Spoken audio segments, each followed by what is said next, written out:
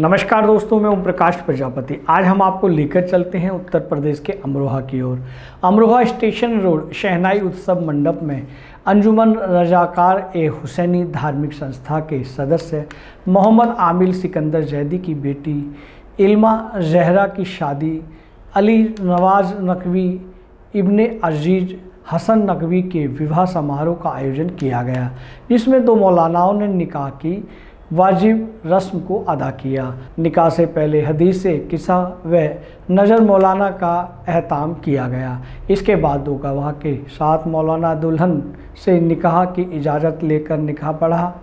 इसके बाद दूल्हा दुल्हन के पिता को अजीज़ दोस्तों ने मुबारकबाद दी। वहीं निकाह के बाद मौजूद लोगों को दूल्हा ने खड़े होकर सभी को सलाम किया। वहीं मौजूद लोगों ने दूल्हा को गले लगाकर मुबारकबाद दी।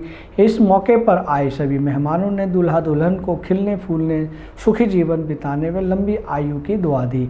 इस मौके पर रजाकार हुसैनी धार्मिक संस्था के जिम्मेदारों ने कहा कि आज ऊपर वाले ने एक बड़ी जिम्मेदारी से अदा कराया।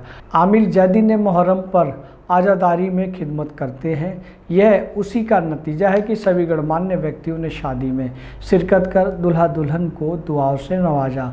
लड़के पक्ष के लोगों का भी कार्य सराहनीय रहा, जो आए मेहमानों को खैर मकदम कर रहे थे। ऐसा लग रहा था कि जैसे यह लोग लड़की वाले हैं। यही अहले बैत का पैगाम है। इस मौके पर आलिमों के अलावा युवाओं ने निकाह को आसान बनाने के लिए दहेज न लेने पर जोर दिया। कुछ युवाओं ने संकल्प लिया कि हम दहेज नहीं लेंगे, बल्कि हजरत मोहम्मद व हजरत अली के तरीक़ों पर अमल करेंगे। शिया समुदाय में बड़े पैमाने पर सुन्नत मोहम्मदी पर अमल कर रहे हैं। उक्त खबर वरिष्ठ पत्रकार बहार हैदर द्वारा प्राप्त। दोस्तों, ये जानकारी आपको कैसी लगी? हमें आपके भावपूर्ण कमेंट्स की आवश्यकता है। नमस्कार। सलाम नमस्ते, मैं हूं बहार हैदर। आज हम खड़े हैं अमरोहा के अंदर शहनाई मंडप के अंदर, जहां विवाह समारोह का आयोजन है। बहुत यहां पे कई आलिमों से हमारी मुलाकात हुई है, शादी को किस तरीके आसान बना दे। वहीं अब्बास साहब हमारे साथ जुड़ चुके हैं, कहना चाहते हैं यूथ के लिए। ये पहले तो मैं आपका बहुत बहुत शुक्रिया करता हूँ कि आपने इतना मसरूफ़ टाइम में से ये वक्त निकाला है, और उसके लिए अमरोहा में आपका वेलकम है बहुत ज़्यादा। और ये एक बहुत ही बड़ा टॉपिक है जो आज जो है ना बहुत ज़्यादा ज़रूरत है, आज की जनरेशन को बहुत ज़्यादा ज़रूरत है। क्योंकि देखिए, आलम इस्लाम जो पूरा जो बुनियाद है हमारी, वो सिस्टम जो है रसूल खुदा मोहम्मद मुस्तफ़ा सल्लल्लाहु अलैहि वसल्लम और उनके जो दामाद मौला मुश्किल कुशा हज़रत अली इब्न अबू तालिब, उनका जो पैगाम है वो हमारे पूरे इस्लाम के रोल मॉडल हैं।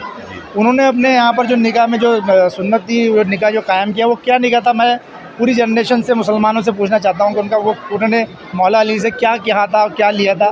तो ये हमें सोचना चाहिए कि हम अपने यहाँ के जो निकाह हैं उनको बहुत ज़्यादा टफ़ ना बनाएं, शादियों को टफ़ ना बनाएं। क्योंकि देखिए, ऐसा है कि इस्लाम एक ऐसा मज़हब है जिसमें हर इंसान को बराबरी का हक़ है।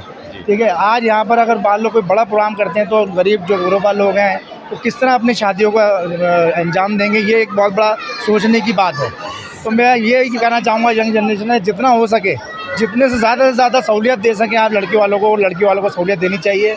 और मैं ये देख रहा हूँ कि आजकल की जनरेशन इस काम को अच्छे से कर रही है। मैं इस तरह के इक़दामात के लिए सबको साथ में आना पड़ेगा, और जो लोग इस तरह की तहरीकात चला रहे हैं उनकी पजीराई करना पड़ेगी। इस शादी में जो मैं आया हूँ, मुझे वो तमाम चीज़ें देखने को मिली कि माशाल्लाह सादगी के साथ नाज़नीन बाजी ने और उनके शौहर ने जिस खूबसूरती के साथ और बड़ी सादगी के साथ रूहानी अंदाज से ये प्रोग्राम मुनक़िद किया शादी का और अक़्द का अपने बेटे को।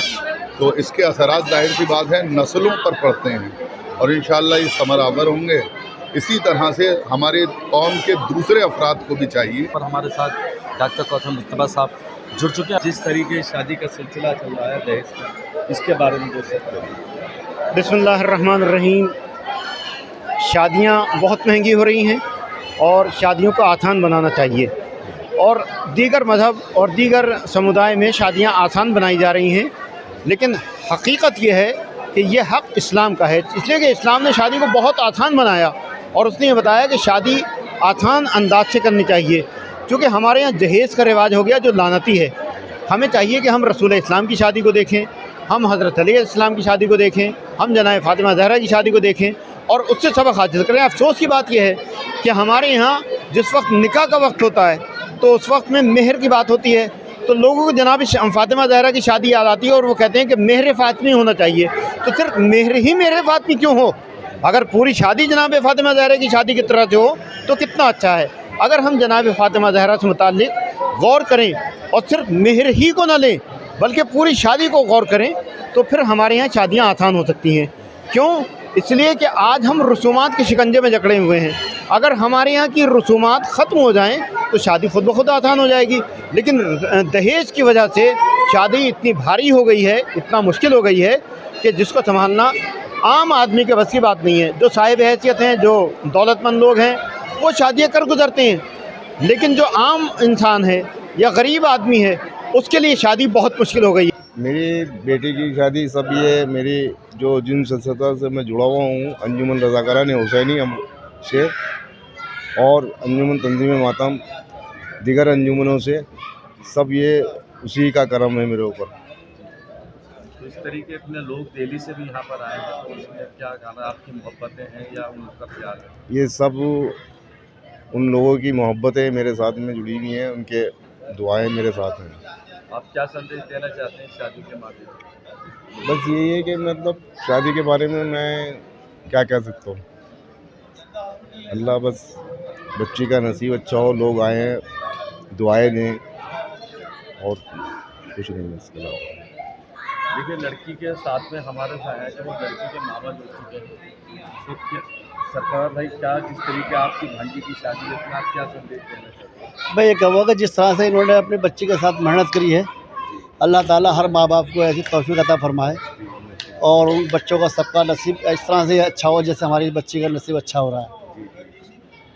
बड़े मामू जमाल साहब हमारे साथ जुड़ चुके हैं। जमाल साहब, जो जिस तरीके आप हमारी नेक दुआएं बच्ची के साथ हैं, हमेशा वो खुश रहें, समाज में, अपने ससुराल में अपना नेक किरदार अदा करें, जिससे एक माहौल में, नए माहौल में उनको ये पता चले कि भाई अमरोहा की सरजमीन अमरोहा से हम एक बच्ची को लेकर आए हैं, रुखसत करा के वो उसकी काबिलियत और उसकी सलाहियत से अपने ससुराल में अपने तमाम रिश्तेदारों का दिल जीते, अपने शौहर का, सास का, सबका ख्याल। मौलाना, जिस तरीके दहेज प्रथा चल रही है, इसको रोकने के लिए क्या कदम उठाए जाएं और इस्लाम क्या कहता है? इस्लाम जो है वो कहता है कि आप जहाँ भी शादी वगैरह करें सादे अंदाज से करें।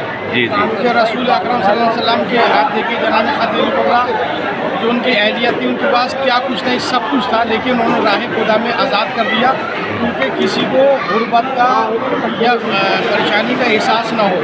अगर हम दहेज का इस रस्म को और बढ़ाएंगे तो जो घरों में बैठी हुई बच्चियां हैं, एजुकेशन वगैरह भी तालीम में हासिल कर चुकी हैं, लेकिन हालात की बिना पर वो दहेज की बिना पर शादियाँ नहीं हो पा रही हैं।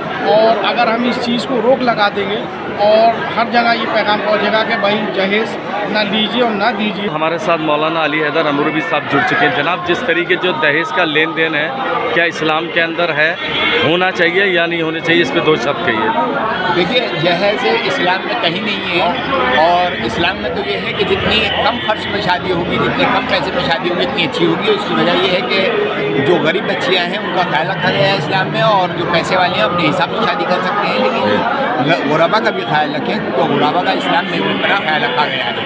और इसीलिए कहा है कि जितने कम खर्च में शादी होगी उतनी बेहतर होगी और ज़्यादातर लोग अपने हलाल की तरफ रुजू करेंगे और हलाल निकाह होगा और हलाल तरीके से काम मसाइल। अगर आप ये वीडियो YouTube पर देख रहे हैं तो हमारे चैनल को सब्सक्राइब करें और बेल आइकन को दबाना ना भूलें। अगर आप Facebook पर ये वीडियो देख रहे हैं तो हमारे पेज को लाइक करें।